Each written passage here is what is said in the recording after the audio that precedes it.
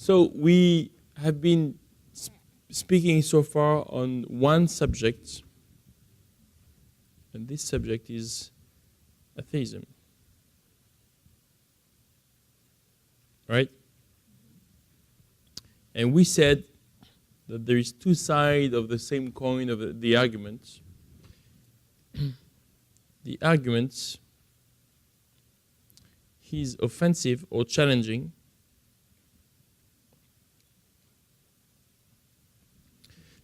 but also defensive in meaning that I have a case for Christianity. So on the one side we have negative approach, and on the other side we have a positive approach.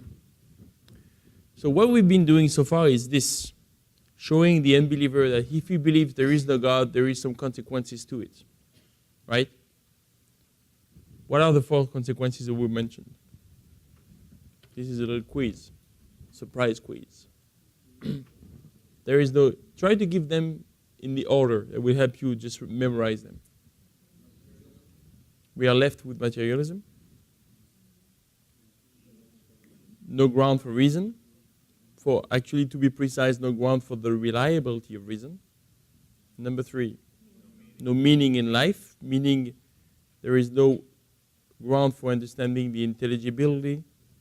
There is no meaning, there is no hope, there is no value. And number 4, no ground for ethics. So this is what we said. Right? So far, we did the offensive approach. We challenged the, I say we will be, but we did, challenge the atheist philosophy and presupposition behind what does it imply to believe there is no God. There is no God, not God. And now we want to do a defensive approach, meaning that there is a question though. Because the transition is the following. People think when they come to you, or when you come to them, you preach the gospel, that you don't have a case for Christianity. So they think faith is on your side, reason is on my side. I am the unbeliever. You come to me, you preach the gospel. I say, if I don't believe in God, okay. Well, if you don't believe in God, boom, boom, boom, boom, boom. The 4 points we made. Oh. So what do you think as a Christian? And then this is where we have a defensive approach. But this is a question. So the defensive approach, the application of 1 Peter 3:15 is what are the positive arguments of the existence of God? This is what we want to talk about. These are the 4 conclusions we drew this morning and yesterday, and that's what we call the reductio that we talked about. And then what we want to talk about is first the moral arguments. If you want a technical term for the moral argument, this is it. Because sometimes you will find it in books and you might know what it is. Who knows what is the technical term for the moral arguments?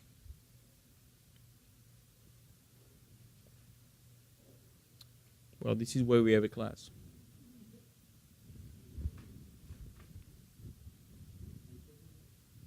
No.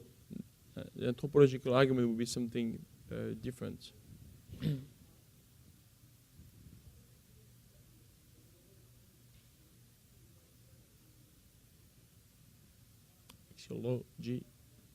The axiological argument. That is a technical term to speak about the moral arguments.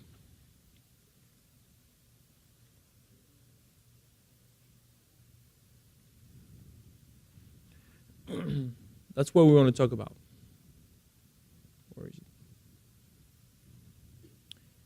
But when we talk about moral argument, we need to put down some basic, foundations. Number 1, that moral values exists. And most people will want to debate that. But we already covered that by saying that if you don't believe they are moral, what actually you're saying is that you don't believe that my morals should be imposed on you. Right? That also needs to be debated, but we've done that. But actually you believe there are some right and wrongs. Because 2 questions. Number 1, if I slap you on the face, you will think it's wrong. If I kill your kid, you will think it's wrong. And can you think of anybody on the face of the earth right now doing something that you would consider to be wrong? Genocide, maybe, rape, murder. So there has to be a moral value for for us to define that something is wrong, there has to be something that is good to compare it to. So we have to argue, and this is our main presuppositions. Number one, we agree that there has to have moral values. They are real. And we have to agree, number two, that without God, there is no ground for their universality, means for their applying to everyone, and legitimacy, meaning that they are acceptable. We already argued that earlier by saying, as an unbeliever, if you believe there is no God, you don't have a ground for that. So by saying this, by saying the negative side, we made a positive statement by saying, you as an unbeliever don't have the ground for it, but with God there is a ground for it. Because if without God there is no ground, that means that with God there is one. So we agree, number one, that moral values are a reality. Number two, that without God there is no ground for their universality or their legitimacy. And number three, we need an explanation for them. Why do we have moral values? Where does that come from? Well, that comes from, as we said earlier, it's my parents. No, it won't work. It's society. No, it won't work. It's me creating my own. It won't work either. For the reasons we made earlier. So I don't think I have time to go back into this, but if we want at some point, if Friday we have some spare time for the questions, maybe we can elaborate on that, because you might have some other people that tell you where they find their ethics, where they think at least comes from, and we need to argue about that. Is that clear for everyone? Do we agree? I mean, does that make sense? On the basis of what we've been studying yesterday and this morning, it makes sense, right? We argued for moral values. We argue that without God, you have no ground for moral values, so we have to find an explanation for it. This is what we are talking about. We believe as Christians, and this is what C.S. Lewis is saying, we believe as Christians that there is a positive argument for the existence of God. Now, let me say before we go into the arguments, again, I don't think that the arguments by themselves are strong enough. Right? If I look at this, did I make a definitive statement that God exists and we go home, the class is finished, it's over? No. There is always people that will debate that. But the idea is that we are on the second side of our arguments. I took away under your feet the idea that you had a foundation for thinking what you're thinking. So now you're on quicksand. And now you are maybe sinking and, reaching your hands for me and asking me a question. Okay, what do you have to say as a Christian? Let's say I meet Pastor Steve in the street. He's the Christian.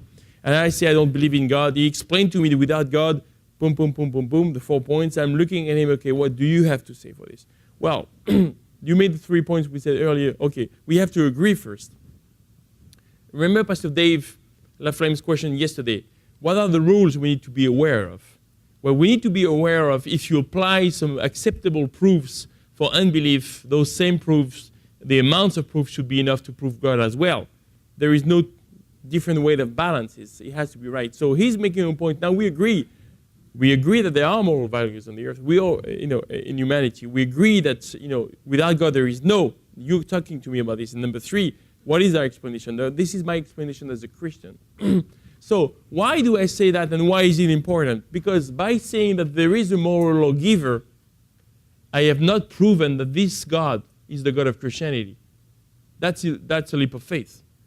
From God to the God I believe in. Maybe it's the Islam God. I don't know. Maybe it's a different God. Maybe it's a force. I haven't proven much when I've said that. But because I'm a Christian and I'm drawing my conclusions and my belief from the Bible, on a psychological level, he and I understand that we are talking about the God I'm talking about. If he wants some more precision about it, I can give it to him. But in the mindset, in the context, because I started with preaching the gospel, we know which God we're talking about. And I'm not in some kind of philosophical, blub somewhere thinking there has to be something behind the universe for it to exist. And it's laborious. I don't know if you tried that, but, try the 3 arguments, cosmological argument, teleological argument, axiological argument. 30 minutes later, you're tired of your own arguments. And then God exists. Okay, one question. How did you jump from your arguments to the God of the Bible? I don't know. See, that's not where I want to be. Where I want to be is exactly what I want to say is I want to talk to them about the God of the Bible, not any kind of, this is not Star Wars. right? This is not the good side of the force. We're talking about the specific God we're talking about. And we go back to what we said earlier on Monday about the coherence. You know, for you pastors who preach on Sunday morning, you know, or Wednesday night, or, you know, when you talk about God, you're talking about the specific one. You know, if you spend Sundays and Wednesdays defining who God is, you are going to be very specific on the attributes. So why should my God be one way on Sunday morning and different on Saturday when I am in the outreach? This kind of a blob somewhere in this force of intelligence that is behind the universe. No, I want to talk about one specific God, and this is what I need to do about that. Okay? So, what is the argument that C.S. Lewis, the way he's seeing this? Mankind is indwelt with the basic moral law. People are going to say, I don't believe that. Well, we covered that already. Remember, it's the second side of the argument. We've been covering that already. You know that you believe there is something. I don't believe. Or let me remind you, is there anyone on the planet of the Earth right now that you think is doing something wrong at this moment? Oh, yes, I do. So you believe that there is moral law somewhere. Yes, I do. Okay, let's move on. A moral law implies a moral lawgiver. That will be very much debated. Because people will say, well, can it be me? Can it be society? Can it be my parents? We already covered that. It cannot be you. It cannot be a society. It cannot be your parents. Because if it is the case, then it depends on which family you come from, your own mind against some other minds, and who makes this society over this society or this mind over this mind legitimate to decide what is right and what is wrong. If there is no transcendency above us, there is no authority that would apply to every man. That's the point we're making. Right? You're with me? You're there? Good. So a moral law implies a moral lawgiver. And number 3, that moral lawgiver is God. So that is the way that C.S. Lewis would define his understanding of the axiological arguments. Now, if you read Norman Geisler, he will have a different version. If you read Francis Schaeffer, he doesn't really have a version, but he actually say it differently. So you can say it your own way. It doesn't have to be the exact word. You have to find a way in which you feel comfortable to say it. Now, if you go to Norman Geisler, he has some great arguments, but he's very much into Thomas Aquinas, as we said earlier, about the 5 ways. And I don't think this is the best way to do this, because he starts with this. And I think we need to start with challenging the unbeliever before we make a positive statement for Christ. Okay? So that would be a different approach, but it's really up to you. I mean, it's not a matter of orthodoxy, obviously. So that would be, now what is the main question that you think people would ask? Not on the premises, but when I hear those 2 premises and the conclusion, we've argued for premises 1 and premises 2, and if you debate again, then we can argue again on this, but we don't have to go back to it all the time. We debated that, you agreed with this, so the conclusion is blah. Now, there is one thing that is, between 2 and 3, it's kind of quick. Something might miss. What do you think it is? It is. Sotero?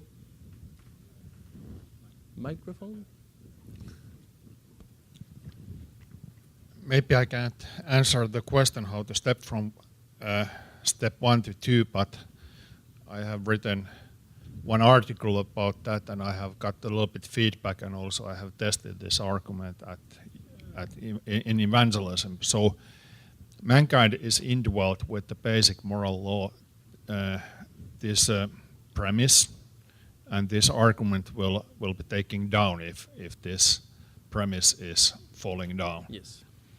And sometimes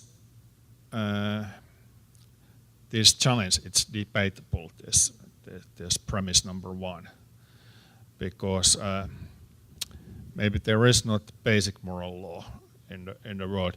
Because, for example, if you have read the book Don Richardson's The Child of Peace, they have a virtue that you need to cheat your friend and then you eat him. Yes. And that's a virtue. It's a good morality. So there are distractions from this basic moral law. This one counter premise for that. But I don't know how do you deal with that. And I haven't been able to do it. Okay, let me say. So I said there is several formulations. I'm giving you C.S. Lewis because I think it's a simple one. That does not mean that if we want to go deeper into that, but what we argued earlier about the first premise, I think the way he words it is not the best way to word it. What I would say, and this is what most axiological arguments look like this is why I chose to give it to you. But I would see the axiological argument a little different. And what Don Richardson proves, actually, and he's a Christian, and some others have done that, is that mankind don't agree of what is right and what is wrong. But to me, the issue is not whether we agree on the list of good things and the list of bad things, but we agree on the idea that there are two lists. That is the point. So I agree that the basic moral law has to be explained. Now, this is not the best wording, but again, I give it to you because I think this is a very popular way of saying things. Now, I've talked several times with the apologetic department when the seminary I'm studying, and what I said is and we agreed on that, is what I think the best way to understand biblically the axiological argument is that there has to be a disagreement in the world on what's right and what's wrong if we want to stick with the biblical text. So we are not saying that we agree on the good lists and the bad lists, because if the account of Genesis 3 is right, and we go back to what we said earlier, what did we say? Did Adam and Eve have an idea of what was right and what was wrong before the fall? Did they have any idea? Or did they have the knowledge of good and evil because they ate of the tree? What do you think? They had the knowledge before, they had the knowledge after, because of the tree, not because of the tree. Is there anybody here? Yeah. They had a knowledge before, but it was focused on God. Yes. And they had a knowledge after that was disconnected. Exactly. Why can we say that? Well, we know that Adam and Eve had the knowledge that something was right, which is obedience to God, and something is wrong. If I eat the tree, it's wrong. Right? They knew that. So they heard from God, this is okay for you to eat so many trees, and not the trees, but the fruits of the trees. And it's okay for you. It's not okay for you to eat from the tree of knowledge of good and evil. And if you do eat of the fruit of the tree of knowledge of good and evil, you will die. So the point being is that they had a knowledge of good and evil before the fall. What's changed after is by eating of the fruit, they gained an autonomous view of what is right and what is wrong. Now, instead of discussing whether I'm going to listen to God and be in obedience to say, okay, God says this wrong, it's wrong. God says this is good, it's good. I'm having my own opinion. Now, if the Bible is true, and we believe it is, then everybody should be living in the same category as Adam and Eve lived after the fall, meaning that I will decide what's right and what's wrong. So because we all live under the tree of the knowledge of good and evil, then nobody will agree on what's right and what's wrong. It's exactly what's happening. Christians believe it's not right for gay to marry, and the society thinks it's okay. So we don't agree. And in some other societies, it's not okay because of sociological reasons, but also mainly for religious reasons. So we are not saying that everybody agree, and Don Richardson has shown that, when in his book, The Peace Child, that there is some tribes in Papua New Guinea, for example, that believe that betray somebody is actually the highest form of success. And if you can do that, you get a higher rank in your tribe. So we don't think it's good here in the West, but they think, at that time they thought it was okay. So we're not saying that there is a basic moral law, meaning that we all agree. What he means by that is we know that the moral law is the definition of there is a good and there is a bad, that we agree on the good and we agree on the bad. Do you see the difference? It's very important because people will spend quite a time debating the idea, I know people that think that murder is good. I know people that think that blah, blah, blah. Of course, somebody who does murder, he thinks it's good for him. So we agree on that. Not everybody does disagree on the good and the bad. But we're not saying this. We're saying that people agree that there has to be some right and there has to be some wrong, whatever it is. But the idea of the argument still stands. Well, why do we get the idea that there's right and wrong? Where do we get that? Whatever it is, that's the argument. Is that okay? You want to say something else, maybe? You want to add something? Okay. Can you also say that the argument, I don't know, can you also say that, can you also focus on the fact that most of us agree? Yes, there's someone in the world that thinks we could have 5 wives, and some of us that think we should only have 1 wife, but we all agree that we shouldn't just grab anybody we want. Like, Yeah. I mean, we could say that most people agree. But some people who are very picky will tell you, what about those who don't? They are excluded from your arguments. So if we want to include everyone on the argument, then we'd better to actually say that we agree that there is a good and there is a bad, although we don't agree on the contents. But I had to change from one kind of argument to the other one because of the encounters with people. Tell me, that doesn't apply to so-and-so and doesn't apply to so-and-so. So I had to say, and then we were troubled by the idea of how can we include them. And actually, when I went back to Genesis 3, when I studied it, I realized that actually the more precise and the more closer I am to the biblical text, the more coherent I am to reality, because the Bible is supposed to reflect reality also. So actually, that helped me very much. I think what you're saying is like, don't be shy to explain very clearly what the Bible teaches. Yes. Like this, we're defending our faith, so let's be very clear. Yes. Because if I just stay in this realm of like most people believe the same thing, still I'm not defending actually what the Bible teaches. Yeah. And we go back to what we said, the more I quote the Bible and the more coherent I am in my answers. Because if I'm building my answers on doctrine, on this, on philosophy, on arguments and all that, I'm actually making a puzzle that looks like an image, but puzzle is not a picture. I like to have posters at my house that are nature, but I would never have a puzzle in my. I don't see. I'm sorry. Maybe some of you like puzzles, but I don't see the point because the idea is crooked. When you go, depending on the angle, you see all the lines and look at it. So it's a nice picture, but it's a puzzle. And I think it's the same with apologetics. If we grab pieces here and there, then we get an image that looks like it, but it looks like a puzzle. I'd rather have a poster of a nice picture than having the same picture on the puzzle. That's what I mean, is that the more coherent I am with the Bible, the more I'm quoting the scriptures, the more explaining. And this is, again, what is the non-Christian asking you? He's asking you to give him an answer as a Christian. He's not asking you to give him an answer as a philosopher. He wants to know what you have to say. Okay, well, you've shown me that it's not logical to be an atheist. You're a Christian. What do you say?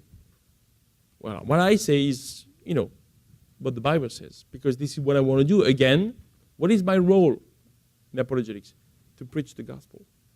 And the more coherent I am, the closer I am to the Bible, the more coherent I will be. And we will see that more clearly when we will do the arguments from theodicy, the argument from evil, and developing a theodicy as a defense for the argument from evil. But it will become very clear to show that actually there is 5 points I want to make on theodicy. And those 5 points are all doctrines from the Bible. And I think personally, and it's always, I'm maybe kind of going into that, but I've never found any argument, that would satisfy anyone when it comes down to theodicy. Never. The argument from evil never worked for everybody who I spoke to. So I figured, since I will never find an argument that will be good for everyone, at least I need to find an argument that's good for me. Because if I believe what I'm saying, because I did use the argument, from Leibniz and for some other guys, and when I was done, I'm not even sure what I'm saying. I don't even know if I'm convinced.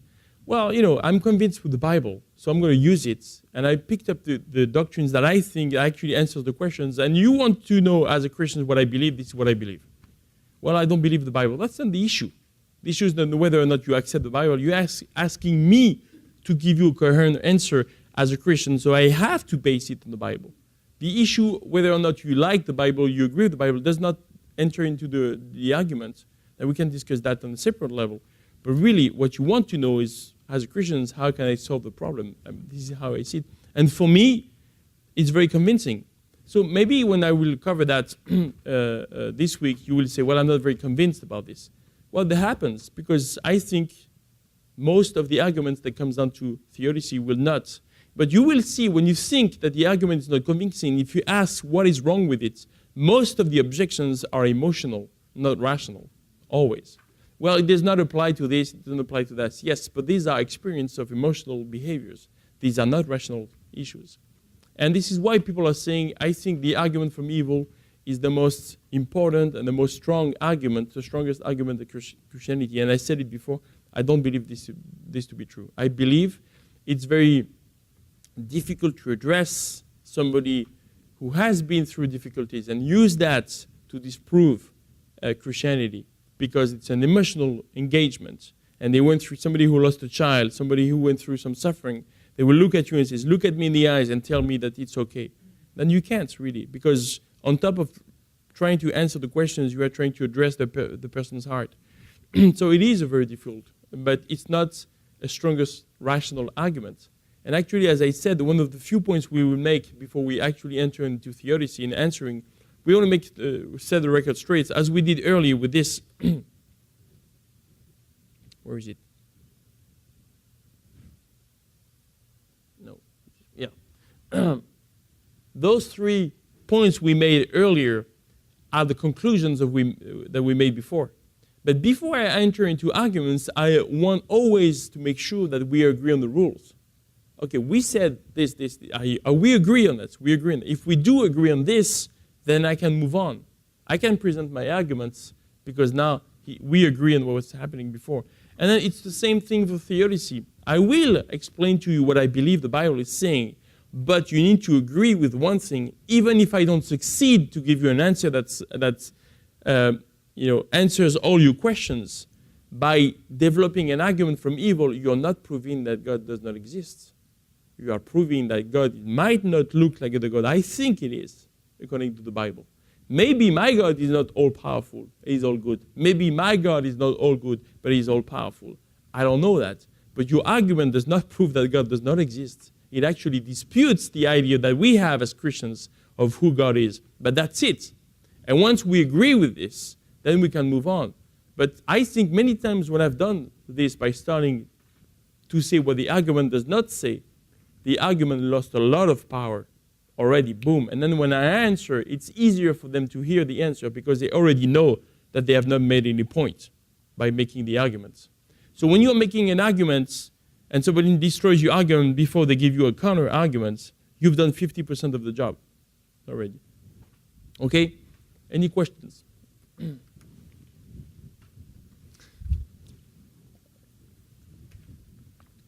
So, I said we have not answered the question. What is the one question that people ask at the end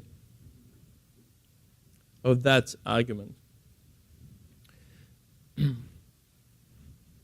What is my premises are clear, my conclusion can be debated. Why? Which God?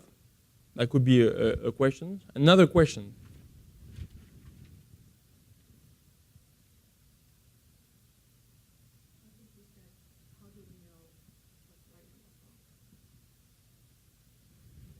No, the question is,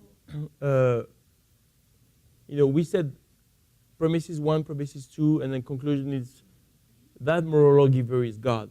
If we agree that there is a difference between right and wrong, that we have values. Number 2, that implies a moral lawgiver. That we argued also. And number 3, then we say, oh, that moral lawgiver is God. But I cannot really prove that so far. I have not proven anything. What can somebody say to me about this? As Pastor Pete said, which God? It could be any God, not just your God, but it could also, the questions could also go deeper before which God is it? The question would be, does it have to be God? Can it be something else? Does the moral lawgiver has to be God? So the question that they are asking really is very simple. And we want to address that before the break, and then we continue tomorrow morning, because we don't have class tonight. You remember that. I know you're so disappointed. You're thinking, wow, there's no class tonight. Wow. Okay, the question is, does it have to be God? So the real question is, so we're talking about the cause. So the question put differently is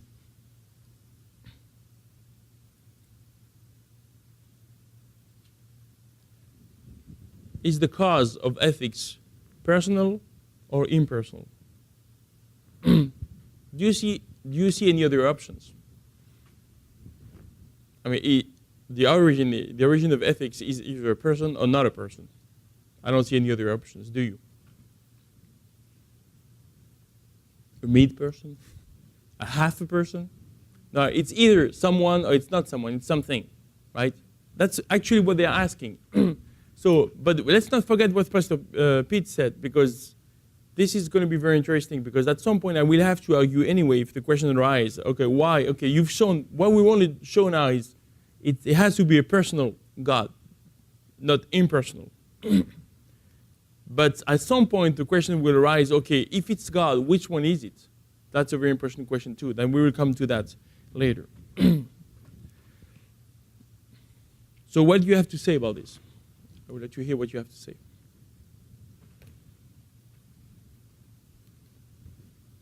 How would you answer that?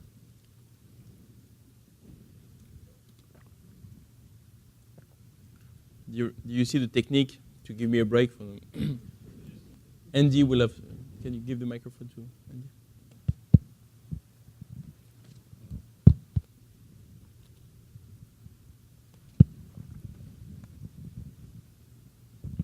Just that ethics involve people, and people are personal issues. Yes, that's true. Okay, you're very close to the answer. It's a very good point. I actually, if you remember, I said it earlier in the class. I used one word. And let me...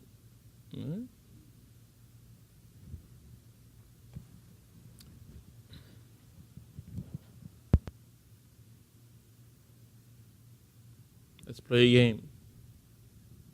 This word starts with an O.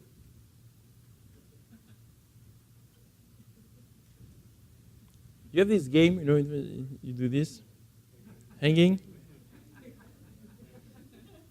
I don't have enough room.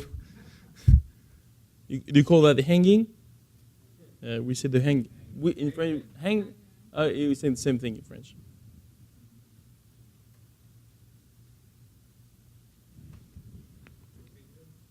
Opinion.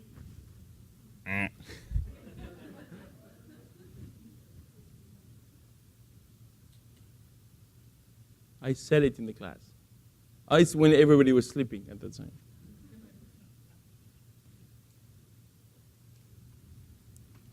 I appreciate it gives me a good break. Who said what?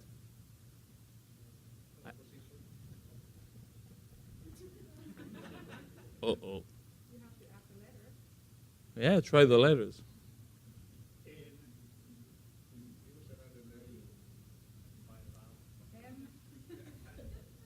Oh. Imagine somebody comes in and says, what are they doing? What are they doing in the class? What? Yes.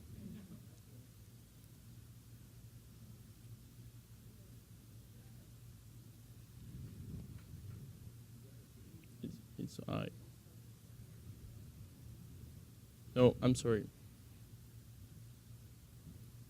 Hey, come back here.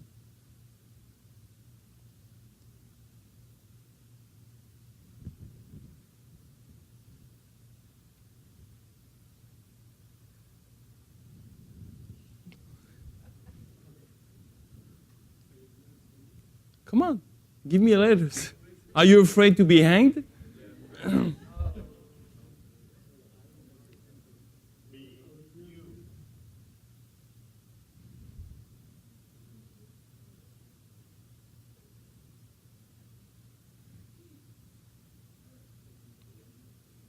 Who said what? E?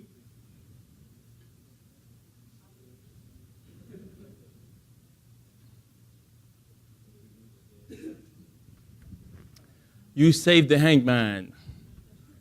Well, his head is hanged anyway. So, the real question that we're talking about is what is the cause? And if there is no personal cause, and this is close to what Andy said a minute ago, if there is no person behind it, there is no obligation. That's the key word. For ethics to be of any value, it has to be mandatory. But we are saying, okay, well, we are persons. We could relate to each other in obligation. But no, because if there is no transcendence, when there is a disagreement, then the stronger will win. So there is no obligation. Actually, if I can get away with things, I will get away with things. You know, the reason why I don't cross a red light is because there is a cop or a camera. But if you remove both, I cross the light if I want to. There is an obligation, meaning there is some kind of relationship, and this is what Andy said earlier. The reason why I feel that I have to comply to the ethics is because it's transcendent, and the transcendency entails obligation. If there is no personal universe, then there is no ethics at all. That's why we're talking about the personal universe. So, obligation is something that we need to understand very clearly. Let's go back a little bit. Let's back up a little bit about the arguments. If the universe is personal, it's one thing. The universe is impersonal, then as Francis Schaeffer would say, we have nothing but matter, motion, time, and chance. This is what we have. Matter, motion, time, and chance. If there is nothing else, then there is no obligation. If there is no obligation, there is no ethics. Because ethics will not become legitimate anymore, will not be universal anymore. Then the question goes back, how do we get, if there is no personal universe, how do we get obligations and legitimacy and universality of ethics again? Do you understand that? So, when people are asking, the questions, why does it have to be God? Whatever the God is, we'll talk about that later. We don't forget what Pastor Pete said, but the idea is there has to be God, because if it's not God, there is no obligation. If there is no obligation for ethics, there is no ethics at all. And the question is not to know if there is ethics on it. We already argued that. We already argued that mankind is indwelt with a basic moral law.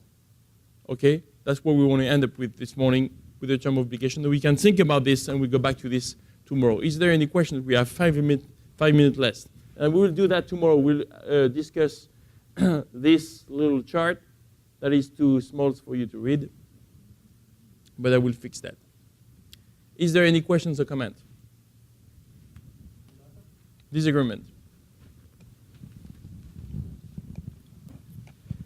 A lot of people will tend to connect the ethics with society, Yes. rather than an obligation to a person. Like that's Yes. how it is understood. I agree, and we said that about earlier, is that, but when society disagrees, like, let's say I'm French, you're Indian, your society says this is the way it go, and we say we don't agree, it's the opposites. Now, who will decide between you and I what's right and what's wrong? Against your society and my society. So I have no obligation to yours because the Indian laws don't apply to France. They don't. But as human beings, they have to apply to both of us. How do we do that? So society will not be, because I don't feel obliged, unless I go to India, I will have to comply with the law. But if I'm in France, if I'm in America, I don't feel like I have to comply to any other law. So actually, the idea of obligation, now, as I said, society, there is obligation to society, but we're not talking about criminal law, we are not talking about traffic law, we are talking about moral law behind, what is deeply in man, that difference between right and wrong. Why do we have to draw that? Because of obligation. And that obligation is because if society is there, then I do things in a certain way. But in my mind, when nobody sees that I'm transgressing the law, some laws that are not on papers. I know that I'm still doing this in my mind. Why do I feel guilty about this? That's reality that we said yesterday. So the obligation is bigger than society, and also when two societies disagree, then there have to be some transcendent obligation for both of them. Mr. John?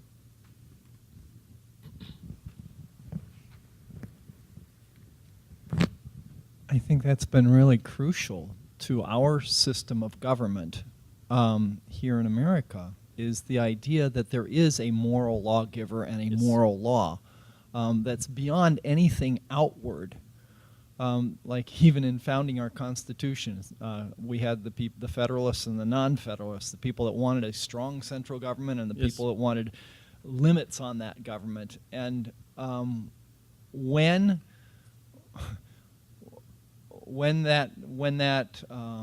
our constitutional convention just about broke down, but they made an agreement that if we would pass the law giving a strong central government, the first thing they would do is make laws to limit that government. And they did that as a gentleman's agreement. Yes. And they went through with it. They honored their word. And because they had a sense of moral obligation. In the Soviet Union, when the outward controls came down because the government suddenly became less pervasive, less restrictive, there were very few moral values. Yes. I mean, it was an outward control, and without the outward control, people went wild. Yes. They did all kinds of things, Yeah. and I think that's what we want to avoid. I think that was the undermining of our country in part when they took the recognizing that there is a moral God out of our schools. It just undermined our whole society, and we've seen the results of that ever since. Yes. So I think, that's our obligation. Yes. Just one comment. One sentence that you have in your Constitution sums up what you said.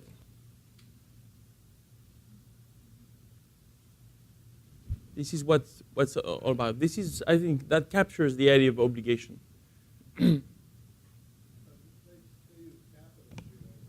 I'm sorry, this is a capital G. Oh, okay. A nation or God, you mean? Yeah, it is a capital G. If I would have done a small G, it would have been this one. I'm sorry about it. All right, okay. All right.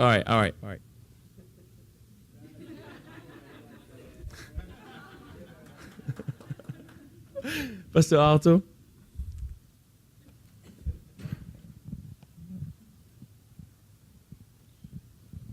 This is a rather large subject, really, when we are starting to think about the societal implications of these things. There's a helpful theory that actually it's not a helpful theory, but it's good for me to know that there is a theory about social contract or social compact, which binds me as a member of a society under a certain contract.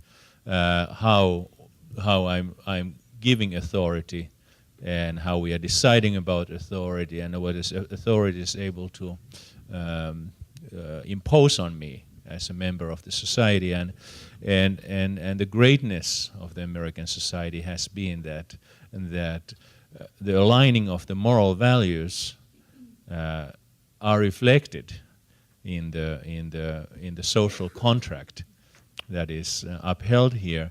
And as that is evolving and going away from the biblical values, there is a real fear for us that how much influence it will have on us and also outsiders when moral values that are held in this society are implicated in the social contract, like in this society, so that we actually find ourselves perhaps one day really persecuted and even found criminal, not tolerating certain forms of sin and that is part of we are under that social contract, and that is such a stranglehold on everybody who is part of that society, and And that really brings us to that situation, what you were talking about earlier in France, that in a way, like, you don't care, like, people are getting, gays are getting married and all that stuff, like, let them do that. But on the other hand, it does bring the question of Christian activism, Yes. that, like, how loud I should be and how active should I be personally to promote values when we are coming to a place of decision, that what kind of article of that contract Yes. will these things be in our society, and not everybody is called to political activism, but I believe that there are some people who are called there Yes. in order to uphold and bring out God's values, so that it would have a positive effect on the society. But it's kind of inescapable. Like, when we let something happen or our power is not enough to Yes. stop something, we just simply suffer because Yes. of that. Yeah, and the idea, what I said earlier about activism, is really the idea is that nobody knows, nobody can tell somebody else how much you should be involved. And the idea is also to balance that, is what you're saying is that actually I'm getting who I'm voting in for. And I'm also getting the laws to which I'm not voting against also. So as a Christian, there is a balance, as you say. It's like, for example, this is a Christian nation, and it's drifting away from the Christian, founding fathers in many ways. And how much Christians are responsible for that? That is also a very good question. Is that maybe I do not feel that I have to be activist in politics. Maybe I don't want to be running for positions or an office or anything. But the way, the democracy in 200 plus years has not changed in this country. So it means that what was able to be stopped 200 years ago is able to be stopped again today if I decide to go and vote against something. And in France, it's the same thing.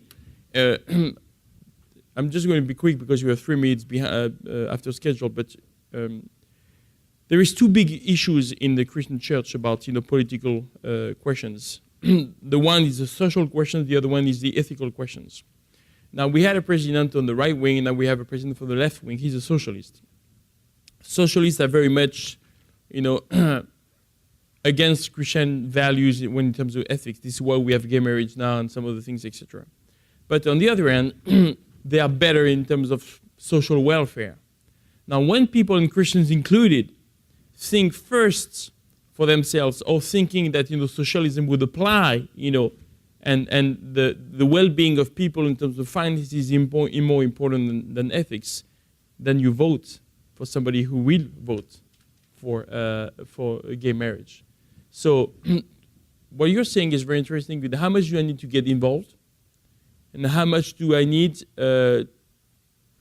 What is it that I want the most? What does matter the most for me? The ethical issues or the social issues? Meaning, like, the welfare and all those things.